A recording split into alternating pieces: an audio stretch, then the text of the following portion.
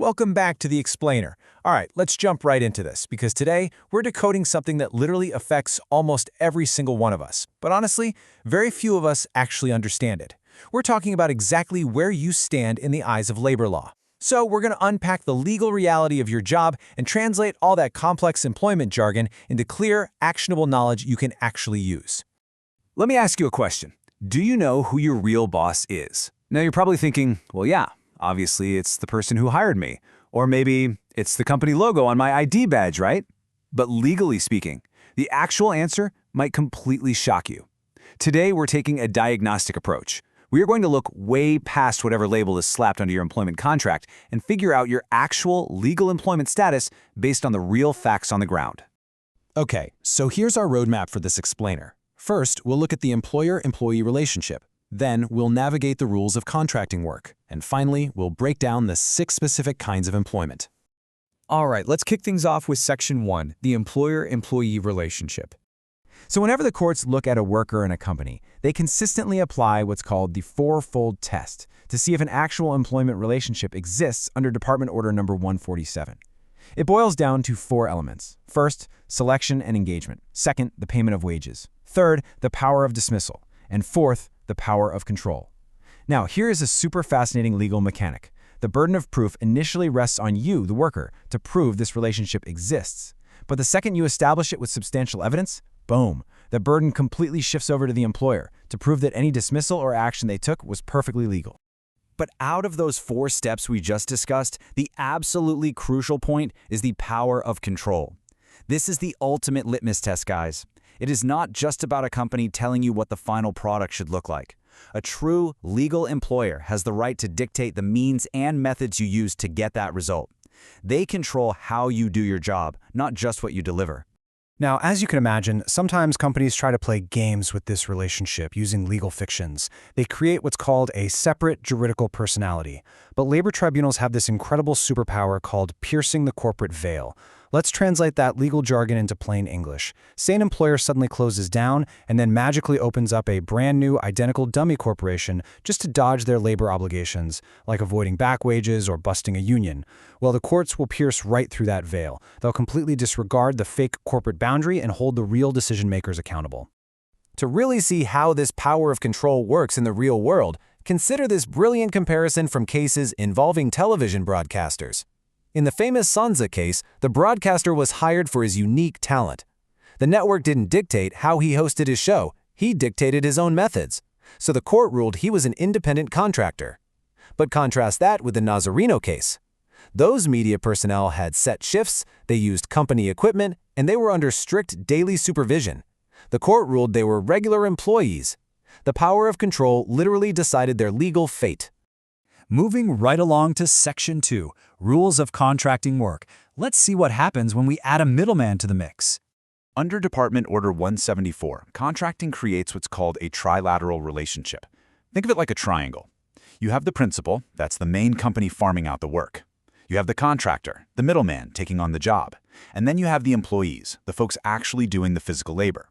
For this setup to be legal, the contractor must be a legitimate independent business. They've got to have substantial capital or investment, like their own tools and premises, and they absolutely must be free from the principal's control over how they do the work. Because there is a massive difference between a legal arrangement and an illegal scam here. In legitimate contracting, the contractor has substantial capital, they control the work methods, and they run a distinct business. But labor-only contracting, that is strictly illegal. It happens when the contractor lacks substantial capital and the main principal is actually the one controlling the work methods. Basically, the contractor in that scenario is just acting as a toll booth. They add no value and exercise zero real control. And here is the dramatic consequence if a labor tribunal finds that a setup is actually illegal labor-only contracting. The middleman, they are effectively erased from existence in the eyes of the law. The legal effect is that the principal company is instantly deemed the direct employer of those workers. That means the principal is suddenly on the hook for all wages, all benefits, and all labor obligations exactly as if they had hired the workers directly themselves. It's a real game changer. Which brings us to a super powerful legal concept under the Labor Code, solidary liability. In plain English, this just means jointly responsible. You see, even in legitimate contracting, if the contractor fails to pay wages or violates labor standards, the law holds both the principal and the contractor solidarily liable. So as a worker, you don't have to figure out who to chase for your unpaid wages. You can legally pursue both of them. And the law actively protects workers in these setups. Here's a quick list of strictly prohibited practices under DO 174, designed to stop companies from dodging your rights. You cannot farm out work just to break an ongoing strike. You can't contract out jobs that are currently done by regular employees just to avoid making them permanent. Forcing workers to sign anti-dated resignation letters? Totally outlawed.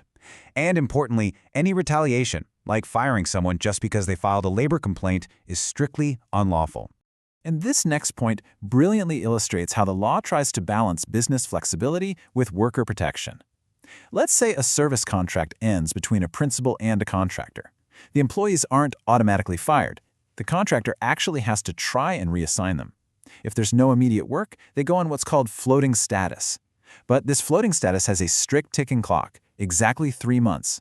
If the contractor can't find you a new assignment within those 3 months, then and only then can you be validly separated, and yes, you are legally entitled to separation pay.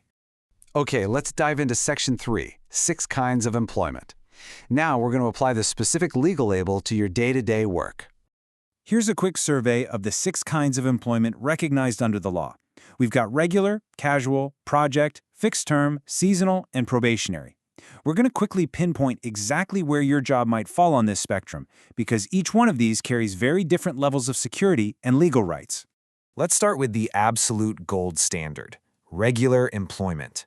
You are legally a regular employee if you're engaged to perform activities that are usually necessary or desirable in the usual business or trade of the employer. So if you work in a restaurant and you're a cook, your work is clearly necessary and desirable to that business. This status is heavily protected. It means you literally cannot be dismissed without a just or authorized cause. But what if you were hired for something totally incidental, like a temporary repair job at that same restaurant? Well, that makes you a casual employee.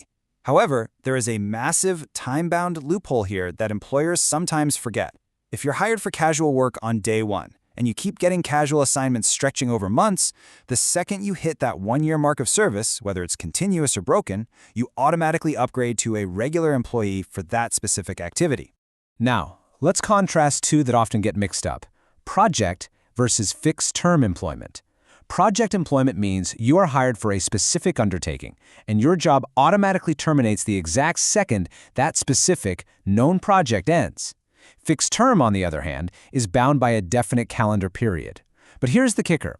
A fixed-term contract is only legally valid if both parties agree to it voluntarily on more or less equal terms, without any force, duress, or moral dominance from the boss.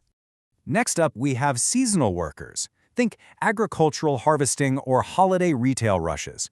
This is a really unique, oscillating kind of status. The employment is only for the duration of that specific season. But the fascinating part is, legally, they are considered regular employees during the season. Once the season ends, they aren't fired. They're simply considered to be on leave without pay during the off-season. And that brings us to probationary employment. This is your trial period where the employer evaluates your fitness for regular employment. But here is the critical catch. They cannot just make up the rules as they go along. The evaluation has to be based on reasonable standards that are explicitly made known to you at the exact time you are engaged, meaning day 1. If they don't tell you the standards up front, you are legally not on probation. You're regular from the start. Plus, probationary status comes with a very strict deadline. On day 1, you're engaged and the standards are set. By month 6, the maximum general trial period lapses. If your employer lets you come into work on day 181, like if you are allowed to work even a single day past that probationary period, congratulations. By operation of law, you automatically become a regular employee with full security of tenure. Before we wrap up, I really want to reassure those of you who might be realizing you are legally part of a trilateral contracting relationship. Even if you work for a legitimate contractor, you still retain your fundamental, non-negotiable labor rights. You are guaranteed safe working conditions, minimum wage, overtime pay, Social Security, the right to form a union, and security of tenure within your agency. Your rights absolutely do not disappear just because there's a middleman involved. Well, we have covered a ton of ground today, from the fourfold test to illegal contracting, all the way down to the specific categories of your daily grind. So I want to leave you with this final provocative thought. I want you to go to work tomorrow morning, look at your day-to-day tasks, apply the power of control and economic reality tests we just explored, and ask yourself, regardless of what the paperwork says, who is truly your employer? Think about it. Thanks for learning with me today on The Explainer, and I'll catch you on the next one.